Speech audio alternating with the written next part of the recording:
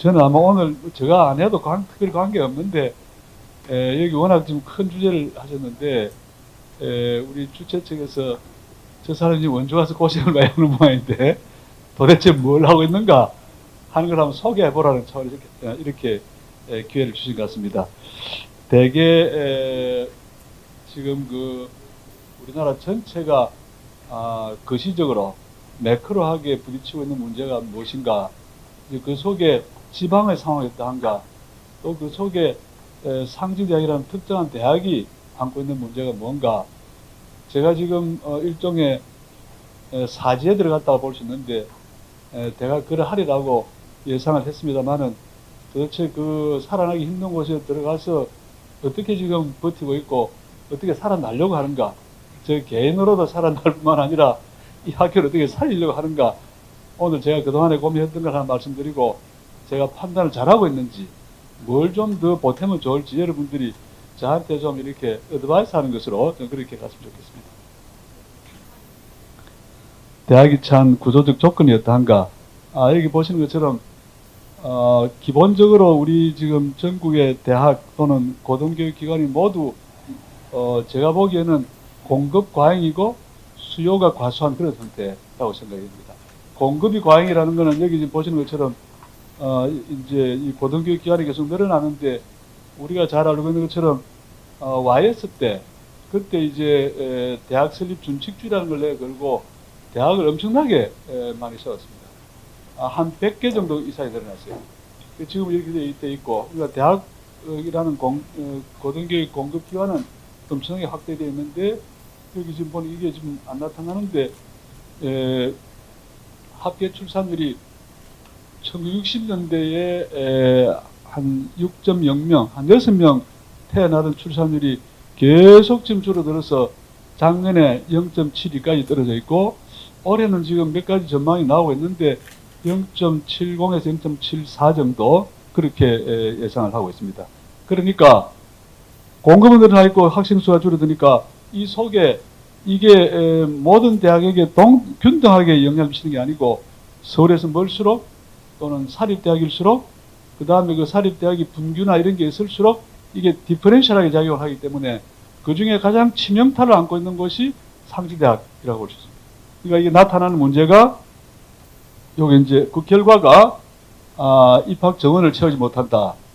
요게 지금 요게 각 대학의 총 정원을 표시하고, 녹색이 이제 실제로 대학에 입학하는 수인데, 저 차이만큼 정원의 결손이 생기는 거죠. 저희 대학은 지난 한 5년 정도 정원을 채우지 못하고 있고, 정원을 채우지 못하니까 어떤 문제가 생기느냐.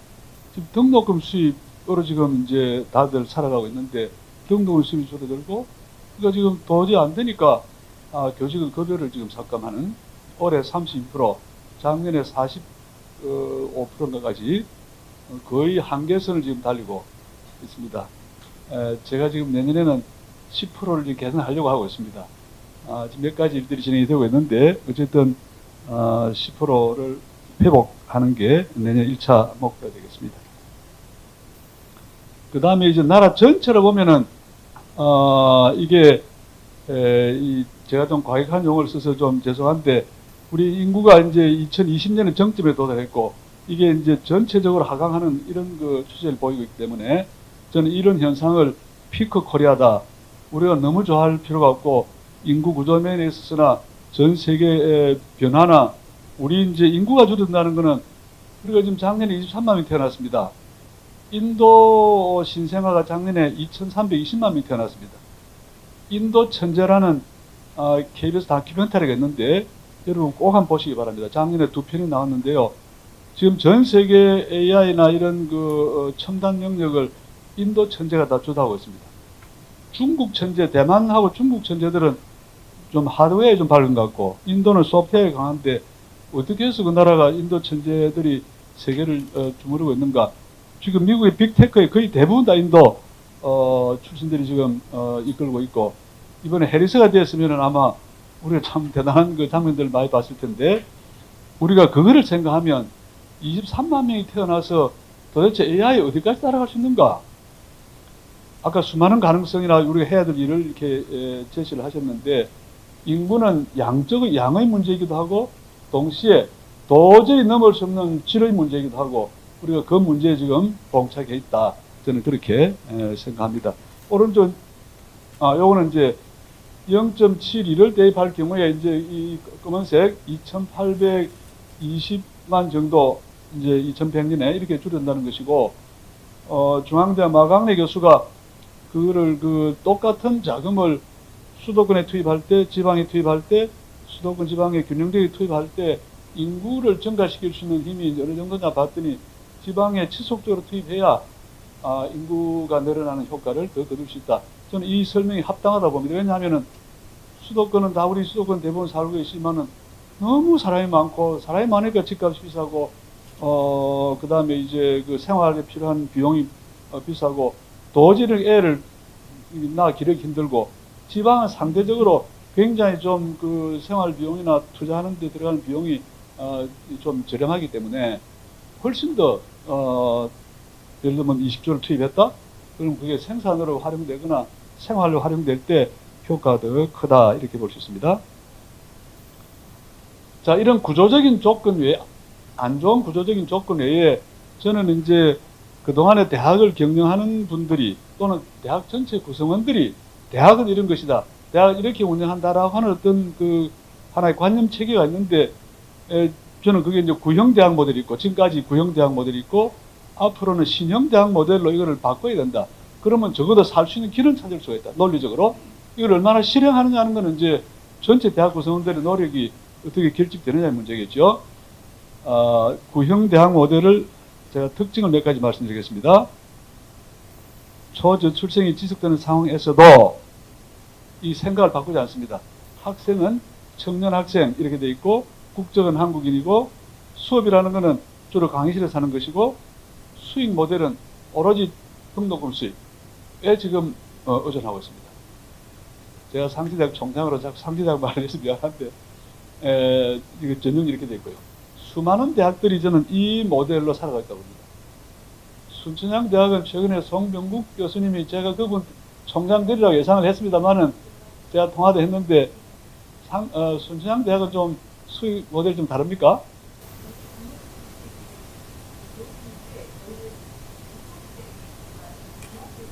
충원이 많이 되니까. 예. 그래서 저런 데는 좀 버틸 수 있습니다만은 충원율이 떨어진다는 것은 이제 거의 사약을 받는 거나 마찬가지로 봐야 되겠죠. 자, 이 모델이 거의 지금 전국에 저는 이렇게 진행되고 있다 보고, 그리고 이제 이런 가운데, 이렇게 된 가운데 대학이 다 이 모델을 바꾸지 않으면 이게 레드오션 경쟁이 되고, 그 다음에 정부가 하는 일이, 아까 이제 오늘 제가 이걸 우리 임춘대 원장이 발표할 거를 염두에 두고 이걸 정리한 건 아닌데, 저는 결국은 글로벌 포용국가로 가야 길이 이른다고 생각하고, 우리나라 대학은, 우리나라 고등교육은 아까 말씀드린 대로 공급 과잉이고 수요 부족인데, 개도국에 나가면 완전히 반대 상황이 되어 있습니다. 개도국은 고등교육 기관은 공급 과소고 고등교육에 대한 수요는 급격히 늘어나 있습니다. 우리가 중국을 가도 그렇고, 베트남, 동남아를 가도 그렇고, 또 인도나 이런 서남아 전체 이 글로벌 사우스라는 지역은 거의 대부분 대학이라는 걸 운영하려고 그러면은 교수를 양성해야죠. 최소 10년 걸리고요. 대학 졸업하고 10년 걸리고, 캠퍼스를 지어야 되고, 실험 실습 뭐 이런 시설들 다 해야 되는데, 그 조건을 갖추는데 미니멈 10년이 걸립니다. 그러니까 잘 나가는 나라들이 다 고등교육으로 일어났다는 걸 알고 그거를 이제 필요로 하는데 그 공급이 잘 안 되죠. 우리나라는 완전히 반대 상황입니다. 저는 아까 박광기 부소장께서 그 점을 주로 이제 산업 영역에 잘 짚어냈다 보는데, 똑같은 현상이 교육 분야에 작용하고 있고, 이 두 개를 결합시키는 일이 우리가 살 길이다, 저는 그렇게 생각하는데, 교육부에 있는 사람들은 그렇게 생각하지 않습니다. 이게 대학이 많으니까 이거를 평가해서 이 기관 인정평가, 기관 평가는 제가 이번에 11월달 통과했습니다. 이게 통과 안 되면은 국책 사업에 지원을 못 합니다. 그 다음에 재정진은 이 평가 두 개를 통과해야 되는데요. 이게 안 되면은 이제 국책 사업 지원을 하지 못하고, 그 다음에 국가 장학금을 차단시켜야 됩니다. 그러니까 고스란히 이제 굶겨 죽이는 일이 지금 진행되고 있고, 이거 이외에 교육부 사람들은 글로벌한 시각이 없어서 우리가 장기적으로 이 나라를 살리는 길이 뭔지, 이 나라를 죽이는 일이 뭔지, 저는 실제로 죽이는 일을 하고 있다. 우리 가능성을 지금 죽이는 일을 하고 있다 생각하고요. 자, 그래서 죽음의 행진이 진행되고 있고, 이 다 이제 폐교가 다 지방에서 다 일어나고 있다. 이렇게 볼 수 있죠. 상지대학의 현실은 아까 말씀드린 대로 충원율에는 신입생 충원율이 있고 재학생 충원율이 두 개를 나누는데, 재학생은 사실 유지를 하게 되는데, 어쨌든 둘 다가 특히 21년, 22년 이 두 해에 걸쳐서 이게 이제 확 줄어들었으니까요. 대단히 어려웠고, 더 큰 문제가 재학생을 유지하는 게 이렇게 어렵습니다. 67%만 이제 끝까지 가고 나머지는 다 학교를 휴학하거나 다 학교를 그만두고 다른 데로 옮기거나, 이거는 여러 가지 이유가 있는데, 이 대학에서 제공하는 교육 서비스 수준이 낮거나 전공이 별로 마음에 안 들거나 또 다른 대학에 가서 더 좋은 내가 기회가 있거나 엄청나게 지금 취약성을 가지고 있어서 이걸 어떻게 지금 우리가 이제 개선할 건가 하는 게 이제 저한테 주어진 큰 숙제인데, 어쨌든 죽게 하면 살기를 해야 된다. 죽기 전에 힘 다 남겨서 죽으면 아무 의미가 없고 죽을 힘을 다해서 해야 된다. 그렇게 비상을 걸고 있습니다. 그럼 신형대학 모델은 뭔가? 신형대학 모델은 특징이 연령대를 확대, 0세에서 100세까지를 전체를 우리가 잠재적인 우리 학생으로 생각하자. 외국인 적극 지원하고 오프라인, 온라인 최대한 활용하고, 중요한 거는 수익 모델을 다원하자. 수익 모델을 다원하는 것 외에는 다른 방법이 없다. 어떻게 다원할 건가? 우리 고객을 학생 고객 외에 기업을 우리 고객으로 삼고, 또 지자체나 그 다음에 이제 공공기관, 정부 산하기관들을 다 우리 고객화해서 수익 모델을 다원해야 된다. 이게 쉬운 일은 아니죠. 쉬운 일은 아닌데 그걸 하지 못하면은 지방대학 살릴 수 있는 길이 없다고 생각합니다. 근데 이거는 지금 상지대학이 먼저 당면하는 문제인데, 앞으로 시간이 가면 갈수록 계속 전체 인구가 줄어들 것이기 때문에 이게 저는 머지않아서 모든 대학에 다 올 가능성이 있고, 오히려 상지대학은 매를 지금 먼저 맞아가지고 죽게 하면 살기로 이런 대안을 찾지 않으면 안 되기 때문에 저는 오히려 다행이다. 저는 그렇게 보고 있습니다. 그래서 이제 6대 발전 전략 같은 걸 생각해 보자. 제가 지금 첫 번째 생각하는 건 AI 선도대학. 아무리 생각해도 이 대학이 하늘로 솟구칠 수 있는 길이 별로 안 보입니다. 그러니까 제가 우리 이 포용과 혁신 쪽에 워낙 AI 전문가도 많이 계시고, 우리 특히 최경 장관님도 계시고 해서 내 옆에서 많이 좀 주워 듣습니다. AI로 길을 열어야 되겠다. 우리 대학이 AI 원천 모델을 뭐 개발하고 하는 건 어렵겠지만은 AI를 가장 잘 활용하는 걸 할 수 않겠나. 제가 요새 맨날 노래를 부르고 있습니다. 이제 AI를 하드웨어를 만들고 AI 원천 모델을 무슨 LLM이다 만들고 나면 그 다음에는 이제 AI 서비스 시대가 오게 돼 있는데, 서비스가 폭발적으로 앞으로 저는 늘어나려 보고, 이 AI 원천 모델과 서비스 사이를 매개하는 게 AI 에이전트라고 하는데, AI 에이전트까지 우리가 한번 해보자. 앞에 거는 하기 힘들고, 우리는 그것만 잘해도 이 대학을 살릴 수 있고, 그것만 잘해도 이 나라 전체로도 어떤 그 독보적인 어떤 경쟁력을 확보할 수 있겠나 생각하고요. 두 번째는 이제 우리가 사회 문제를 해결하는 모델을 좀 만들어내자. 이게 UBRC라는 건데, 제가 UBRC가 뭔지도 모르고 혼자 고민하다가, 상지대학은 대학이 있고 한방병원이기 때문에, 그리고 그 보건의료계통에 이제 좋은 전공이 많아서 이거를 중심으로 노인들을 위한 특별한 하우징 시설을 만들고, 다양한 돌봄 프로그램을 만들고, 대학의 모든 시설을 개방하자. 이게 노인들의 놀이터가 되게 하고, 여기에 체육시설이나 그 다음에 이제 식당이나 도서관이나 그 다음에 모든 교육 프로그램을 개방해서 그렇게 대학을 좀 새롭게 하면 안 좋겠나 했더니, 이걸 우리 김세용 사장님은 이미 이게 UBRC 알고 있었고요. 우리 변창원장 이미 다 알고 있었어요. 나는 그게 뭔지 모르고 막 검색하다 보니까 이게 UBRC. 그래서 대학에 기반한 은퇴자 공동체 같았는데요. 이게 C가 커뮤니티인데. 그래서 가만 생각하면은 대학이 젊은 사람들에게 필요한 것보다 저는 노인들에게 필요한 게 훨씬 더 필요한 게 많다고 생각합니다. 그래서 미국에서는 백투스쿨 해가지고 대학으로 가자. 그래서 젊은 시절에 대학에서 이렇게 공부하고 친구 만나고 어떤 동아리 활동하고 그게 노인들에게 활력을 주고 그러지 않겠나 이렇게 보고요. 제가 여기에 적용하려는 이제 기술 중에 하나는 우리 이 모임의 회원인지 모르겠는데 신용규 대표라고 인바이트 생태계라는 걸 하고 있는 그 사람이 있습니다. 이 사람이 지금 하고 있는 게 디지털 헬스케어를 하기 위해서 서울대학병원하고 SKT하고 여러 개를 이렇게 묶어서 또 자기는 자금을 이제 동원하고 해서 그 시스템을 보급하는 일을 하고 있는데 제가 지금 가지고 있는 생각은 사람들이 건강 상태를 매 순간 건강 상태를 체크하는 그런 기술과 그런 어떤 장치가 있다면은 그걸 활용해서 내가 어디서 뭘 하든지 간에 내 건강 데이터가 데이터 센터에 모이고 AI로 분석해서 내가 내 몸이 지금 위험 상태로 가는지 안 가는지를 최소한 며칠 전에 혹은 몇 시간 전에 이거를 찾아낼 수 있다면은 우리가 그걸 도입해야 안 되겠나. 우리 박 장관님 그게 가능하겠죠? 그래서 그걸 이제 신용기 대표가 협의를 하고 있고, 우리 대학의 UBRC 그 시설에다가, 이 시스템이 장착이 돼서 모든 그 입주자들을, 실시간 건강 체크가 이루어지도록, 그래서 심장 쇼크가 오기 전에, 뇌경색이나 뇌출혈이 오기 전에, 적어도, 그게 발생한 사고에 대응하는 게 아니고, 사전에 대응할 수 있는 그런 우리가 시스템을 구축하자. 그러면 세계에서 제일 안전한 곳이 이 시설이 될 수 있겠죠. 참고로 제가 있던 그 한림대학에 이제 거기 춘천 성심병이라고 있는데 그게 강원대 병원에 들어오니까 이 대학병이 밀려가지고 등급이 하나가 떨어졌대요. 그러니까 아마 막 분기탱천해서 뭐 노력을 한 모양인데 거기가 지금 대학병원에 AI를 도입해가지고 요새 어떤 일이 일어나느냐 하면은 제가 뉴스레터를 받았는데 42개 질병에 대해서 AI를 데이터를 모은다고 합니다. 여기는 병원에 들어와서 이제 입원해 있는 분들을 대상으로 해서 데이터를 이제 모으는데 이 데이터를 모으면 각 환자가 상태에 따라서 병의 진행이 개선되는지 악화되는지를 미리 찾아내고 악화되는 환자는 사전적 개입을 하기 시작했다. 42개 질병에 대해서.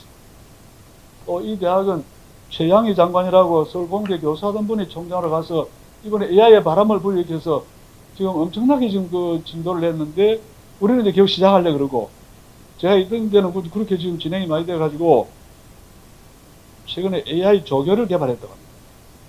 AI 조교 초기 버전을 개발해서 교수를 나눠주고 AI 조교는 거의 다 한다고 합니다. 밖에 심부름하는 잘 못하지만은 우선 자료를 구해라. 그 다음에 이제 그 수업에 관련 자료를 구해와라. 그 다음에 내 교육 재료를 입력을 다 하면 이놈이 중간고사 문제 출제하고요. 기말고사 문제 출제하고 채점하고 학생한테 무슨 메시지를 보내라 얘가 다 하고요. 지금 초기 버전 이게 된다 하니까 한림대학을 좀 주목할 필요가 있습니다. 또 내가 어제 또 자료를 봤는데 시간 다 들어갑니까? 예. 거기서 그 사이버 대학원을 개설해서 디지털 마케팅 학과하고 디지털 인문예술학과를 운영을 하는데 지금 사이버 대학원까지 운영을 하기 시작했고 어쨌든 그런 사례가 굉장히 많이 나타나는데 우리가 그런 기술을 잘 활용할 필요가 있다. 5대 중점 연구 분야를 육성하자. 전국 평생교육 이 체제에 우리가 좀 빨리 가자. 그 다음에 이제 기후변화 대응에도 우리 대학이 잘할 수 있는 것 제가 뒤에 몇 가지 소개하겠습니다. 이제 마지막에 큰 게 요 과제인데 요거는 제가 좀 빨리 진행하겠습니다. 그래서 앞에 5개는 대내 발전에 관한 거고 뒤에 글로벌은 이제 대외인데 아까 말씀드린 대로 AI 선도대학 어쨌든 AI 퍼스트 이런 좀 그 인식을 가지고 모든 그 구성원들이 교수, 학생, 직원들이 AI를 사용하는 이런 그 이제 공부를 시작할 예정이고 아까 AIX 이거를 자기 전공 분야에 적용하고 관심 있는 분야에 적용해서 그걸 잘하면 되는 거니까 그렇게 하려고 하고요. 아까 UBRC 말씀드렸고 그 다음에 이거는 사례고요. 그 다음에 이제 저희들이 전공 분야를 되게 그룹핑을 해보면 5개 분야가 되는데 이거를 지방대학이라서 연구를 소홀하게 하면 안 되고 그래서 연구산업협력특별위원회를 지금 구성을 하고 있고 여기서 어쨌든 연구에 관한 연구 수준을 높이기 위한 그런 정책을 여기서 개발하고, 그 다음에 이제 각 분야가 제대로 발전하면은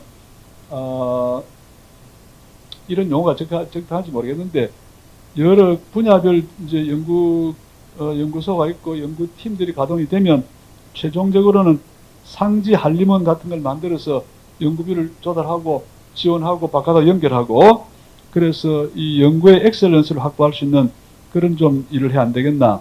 평생교육이 앞으로 이제 큰 시장이 될 수 있겠죠. 그 다음에 이제 기후변화 문제인데, 이 자료는 매우 중요한 자료입니다.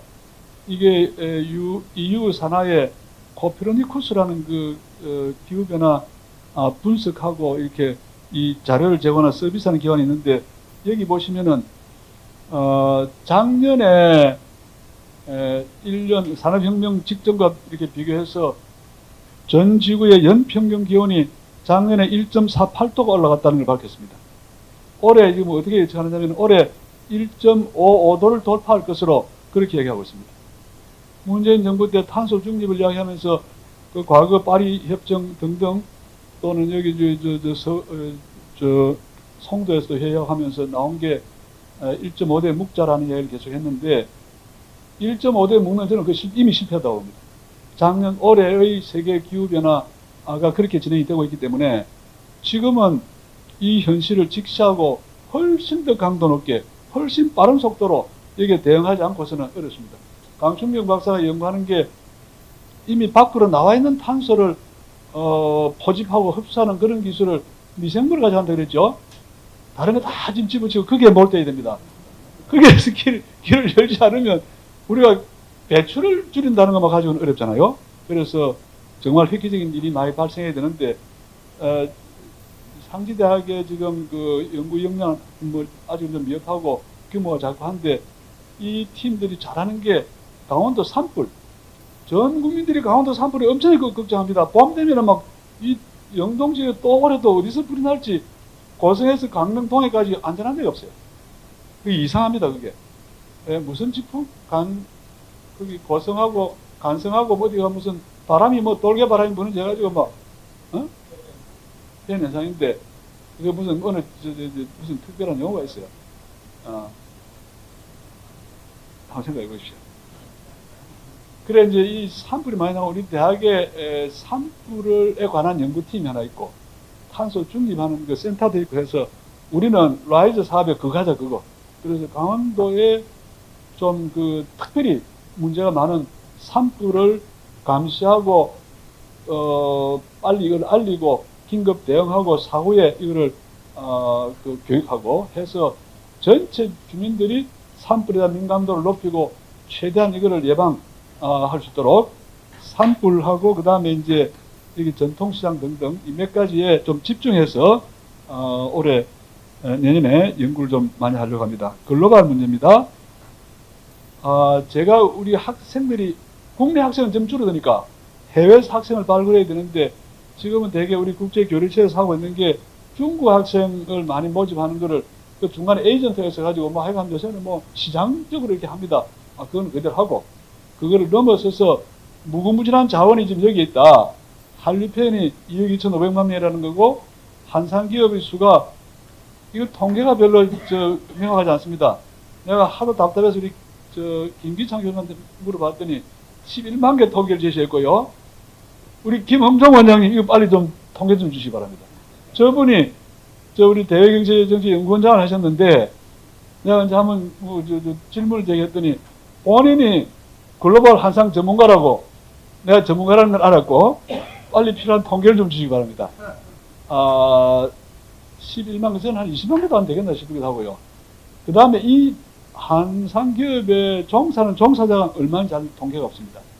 저는 대개 500마일을 했는데, 제가 500마일을 한 거는 원주에 이제 고글 하는 이 세계적인 기업이 있는데, 이분이 중국에도 회사가 있고 베트남에 회사가 있는데, 자기가 그래요. 베트남 가면 150만 명씩 고용하는 두 군데 산업단지가 있다고. 합치면 300만 원이잖아요. 근데 그분 말씀 내가 사실이라 했고, 저는 한 500만 좀 안 되겠나 보고요.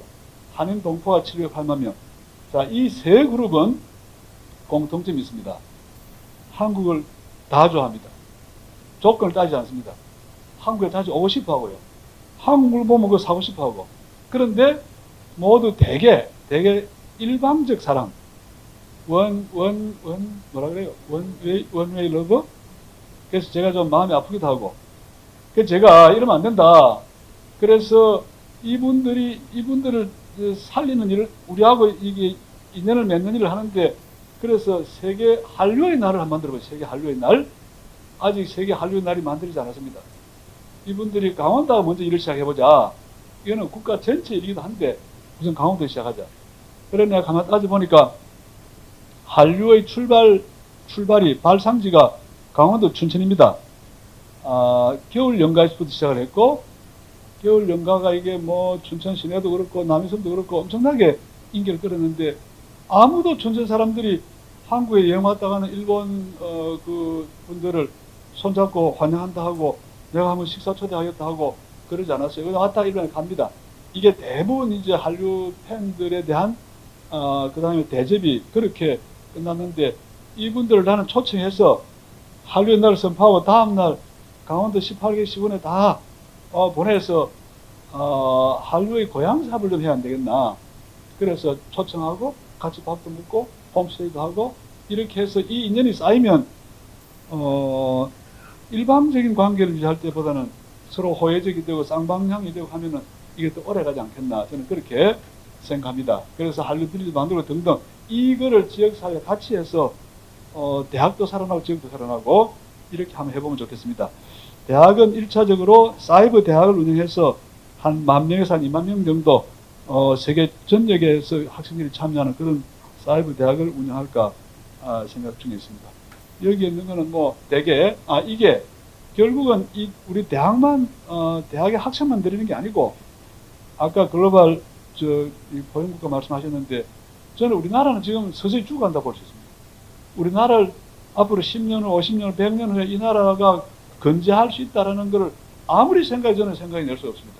점점 줄어들고 2,200만까지 줄어든다는 것이고, 어떤 또 전망에 의하면 그보다 훨씬 더 줄어들다 볼 수도 있고, 2,500년 되면은 거의 제로가 된다는 것도 또 예측에 나와 있는 것이고, 이 나라를 이렇게 살릴 건가는 문제인데, 상지되게 이런 노력을 통해서 한류 한상들을 우리 초청해서 인연을 맺고 한국을 방문하고 외국 학생들이 오면은 잘 대접하고 우리 시민이 되게 하고, 좀 제너러스한 포용적인 이민자들을 만들어서 누구든지 어떤 기본적인 조건을 갖추면 우리 시민이 되게 하고, 아까 인도 천재의 10,000명 정도가 인도 국립공대에 간다는 것이고, 나머지 10,000명 정도가 인도 국립의과대에 간다고 합니다. 그러면 그 20,000명 말고 나머지 숫자는 그럼 어떻게 할 것이냐. 우리가 최대한 한국에 들어와서 공부하고 여기서 생활할 수 있도록 저는 그렇게 하는 게 옳다고 봅니다. 상지대 씨름이 지역사회와 대한민국을 구할 수 있을까?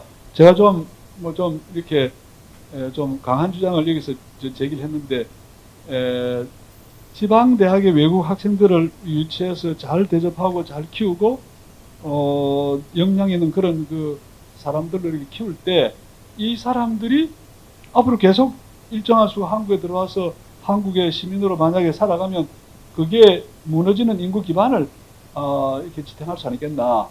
이게 좀 지속이 되면 지방대학 하나가 혹은 여러 지방대학이 이 노아의 방주 같은 역할을 할 수 있겠나. 이거는 제가 희망이기도 하고 이렇게 좀 돼야 된다라는 생각도 있습니다.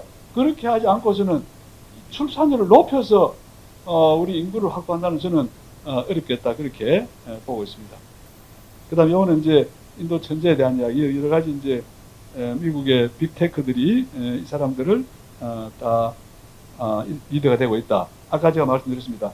우리 고등교육이 기가 막힌, 우리 국내적으로 보면은 비참하게 짝이 없고 다 무너지는 건데, 이거를 개도구하고 연결시키면은 이게 환상적인 상호보완 관계다. 그래서 제가 경사인 이사장 할 때 여러 경로를 통해서 어디에 그 예산 규모를 늘리자, 그 중에 1조 정도를 투입해서 이 사람들을 좀 불러들이자 하는 이야기를 하고 했는데, 그때 하필 코로나 사태가 터지고 해서 대화가 되는 사람이 없고, 그러다가 이제 다 우리가 이제 임기가 끝나고 하니까 더 이상 이걸 못했는데, 저는 이거는 여전히 살아있는 주제고, 요새 진행들을 보면은 그런 사업을 좀 제대로 해보라고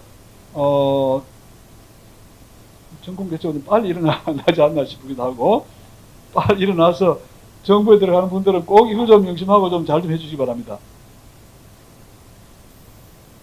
저는 환상적인 보안관계다 생각하고요. 우리 대학으로서는 사이버 대학부터 시작하고, 아까 말씀 이런 걸 해서 대학이 매개체가 되고, 또는 교회가 매개체가 되기도 하고, 여러 중간 이 매개체들이 있어서 서로 초청하고 이렇게 그 친교를 유지할 수 있도록 그렇게 했으면 좋겠습니다. 제가 조금 전에 아주경제라는 데하고 이제 인터뷰를 좀 하고 왔는데, 뭐 여러 가지 질문하고 마지막에 상식 어떻게 할 거냐 제가 이걸 소개했더니 그 기자가 한 여덟 명 왔습니다. 앞에 아무것도 반응을 안 하다가 이거 이야기했더니, 아이 총장님 그거 꼭 해야 됩니다. 근데 내가 나중에 이거 한다고 자원봉사에도 한번 올 테니 그때 꼭 좀 참여하시오 했더니 참여하겠다 했습니다. 이게 중요하다고 생각하고요. 그 다음에 요거는 이제 그래서 우리가 이 홍익인간 이런 그 정신을 좀 살려서 이 글로벌하게 보편적으로 아까 글로벌 포용국가 우리가 그런 어떤 큰 어떤 국가 비전을 우리가 실행할 때 저는 이게 굉장히 사람에 관한 거기 때문에 이게 중요하고, 누구든지 차별 없이 와서 살 수 있는 곳이다라는 생각을 하도록, 과거에 네덜란드가 그 자그마한 간척한 자그마한 나라가 세계 제국이 될 때 다 네덜란드로 사람들이 갔는데 누가 갔느냐? 종교적 이단자들이 다 거기 갔다고 합니다. 무슨 과학하고 이런 거 뭐 이상한 줄 아는 철학자나 이런 과학자들이 다 거기 가면 안전하다 해서, 그래서 큰 나라가 네덜란드입니다. 네덜란드. 그 다음 미국이 그랬고요. 다음에 우리 한국이 그런 나라가 돼야 이 나라의 장래가 밝지 않나 그런 생각을 하는데, 그러면서 제가 고민하는 게, 우리가 정책하면 대개 이 내셔널 바운더리 안에 사고를 하는데, 지금부터는 문화정책, 교육정책, 인구정책, 사회정책을 다 글로벌하게 사고하지 않으면 우리가 이 길이 없다. 넓게 생각하고 넓게 길을 열어야 우리 국내 문제도 해결할 수 있고, 우리 장래, 우리나라 전체의 미래도 우리가 미리 준비하고 대비할 수 있는 게 아닌가, 저는 그렇게 생각합니다. 예, 마치겠습니다. 감사합니다. 우리가 공동으로 해볼 수 있는 일종의 리빙 랩이 하나 돌아간다. 랩에서 여러 가지 생각을 실험하고 또 한번 실행 모델을 만들어 보기도 하고, 실행하고 안 되면 수정 보완하기도 하고, 이런 일이 지금 매일매일 진행이 되기 때문에 계속 좀 관심을 가져주시고요. 아까 우리 변장님 장관님 그 마지막에 그 이야기하신 그 종합적인 어떤 좀 접근이 필요하다, 아주 중요한 말씀 같습니다. 최근에 우리 국내에 이제 들어오는 그 외국인 학생들에 대해서 그 요구가 다 다양한데, 옛날에는 그냥 엄격하게 하다가 지금은 이제 광역 비자 제도라 해서 그 광역 지자체가 나서고, 거기에 지역의 그 기업들이 이제 고용하는 걸 조건을 해주고, 그러면 그 기업하고 지자체가 나서서 기업하고 그 들어온 학생하고 대학이 공동으로 뭐 협약을 하고 하는 그런 게 있나 봐요. 그렇게 지금 이제 비자 제도가 진화가 되고 있고, 일부에는 학생들이 공부할 수 있도록 부모들을 같이 초청해 주자. 부모들은 그러면 일을 하고 거기서 나오는 소득으로 자녀들은 특별히 뭐 아르바이트 안 하고 공부할 수 있도록 그런 이제 제안도 나오고 있고, 많은 이제 제안들이 나오고 있는데, 어쨌든 그 말씀의 요지는 학급에서부터 시작해서 그 다음에 이 사람들이 뭐 아르바이트 문제, 그 다음에 졸업하면 이제 취업 문제, 그 다음에 한국에서 차별 없이 생활할 수 있도록 이게 좋은 모델로서 어떤 생활 근거지가 될 수 있는 그런 조건을 만들어주는 게 다 필요하기 때문에 종합적인 좀 대책이 필요한 것 같고, 그거는 하여간 여러모로 저희도 연구하기로 하고, 또 이 분야에 또 여러 또 전문가들이 계실 테기 때문에 같이 좀 논의가 좀 됐으면 좋겠고요. 학생들만을 대상으로 해서 그 수입을 올려서 학교 운영하는 것은 좀 어려운 것 같습니다. 그래서 학생 외에 거기도 보면은 그 주위에 그 지자체도 있을 것이고 다양한 공공기관도 있을 거기 때문에 학생 고객 외에 지자체나 공공기관을 어떻게 고객화할 것인가, 그 기관이 뭘 필요로 하는가 하는 걸 조사하고 그 대학의 전공 구성 등등을 생각해서 필요한 어떤 서비스를 제공해야 되겠습니까? 그게 무슨 연구 보고서가 될 수도 있고 무슨 그 기관들이 주민들한테 어떤 평가를 받는지 그거를 알려주는 것도 좋고 지금 우리도 이제 막 출발하고 있습니다. 그 다음에 이제 중요한 기업을 고객화하는데 제가 제일 먼저 한 일이 AI를 지금 그래도 연구하고 적용하는 분들을 한 10명 정도를 11몇 명 모아가지고 제가 이름을 AI 특공대로 이름을 짓고 우리 해야 된다. 그래서 지금 이제 교과서 쓰는 걸 좀 하고 있고요. 그 다음에 여기서 준비가 되면은 제가 1월 초에 원주 상공회의소 회장을 만나가지고 원주 상공회의소랑 우리 상지대학이 기업인들, 기업 경영자, 뭐 중간 간부들 대상으로 해서 AI 좀 특별 교육을 하자. 아마도 지금 기업들이 매일매일 AI에 대한 보도가 쏟아지는데 우리는 뭘 해야 되지? 아마 걱정하고 실제 실행을 못할 가능성이 있기 때문에 이 틈바구니 들어가서 좀 제대로 교육을 좀 시키고 그래서 기업 하나당 한 1억 정도 좀 차지를 하자. 100개 하면 100억 수입을 올립니다. 상시대 한 번도 학생 등록금 외에 첫 수입을 올리는 거예요, 지금. 내가 지금 막 계속 바람을 잡고 있습니다. 그 대학에서는 지금 뭘 가지고 할지는 모르겠는데, 여기 AI 지금 전공하신 분이 지금, 제일 전공자가 지금 이제 들어오셨기 때문에, 경쟁자. 그렇게 해서, 새로운 수익원을 이제 찾아내는 거, 이제 이게 필요하다고 생각하고요. 우리는 지금 마침 좋은 조건이 하나가 있는데, 지금 중국의 고등교육 바람이 불어가지고, 중국의 수많은 에이전트 학교를 찾아오는데, 이 사람들의 이제 주문은 뭐냐면은, 중국의 전문대학을 졸업한 사람들이 한국에 와서, 학사학위를 받고 싶다. 학사는 석사학위를 받고 싶다. 이래가 요거 막 들어옵니다. 석사는 특이하게도 1년짜리, 1년 반짜리를 해달라. 우리 해주겠다. 이렇게 하고 있습니다. 우리한테 제일 반가운 외국 손님은 전문대학을 수료한 사람이 오는 겁니다. 그럼 거기다 2 플러스 1을 그냥 하면 되는 거니까. 근데 전문대학은 그게 약점이에요. 거기다 플러스 할 게 별로 없잖아요. 그죠? 그래서 의무대학생이 와서 전문대학을 졸업하고 4년 되고 그러니까요. 우리하고 같이 한번 선택 한번 해보시죠, 한번. 그 다음에 우리와 같이 동업할 수 있는 게 한류 한상은 이게 무궁무진한 시장이기 때문에 우리가 일단은 이제 사이버 대학부터 이제 준비를 한번 해보려고 그러는데 이런 것도 이제 처음에 초기에 좀 투자도 해야 되고 이제 힘이 드니까 연합을 할 수 있겠죠. 그것도 한번 할 수 있고 연합을 할 때 아까 우리 세종대 총장님이 그 엄청난 전문가가 계신다니까 혹시 자리를 한번 만들어 주시면 우리가 그분의 비법이 뭔지를 배워가지고 잘 좀 해보겠습니다. 예, 좋은 소식 기다립니다. 감사합니다.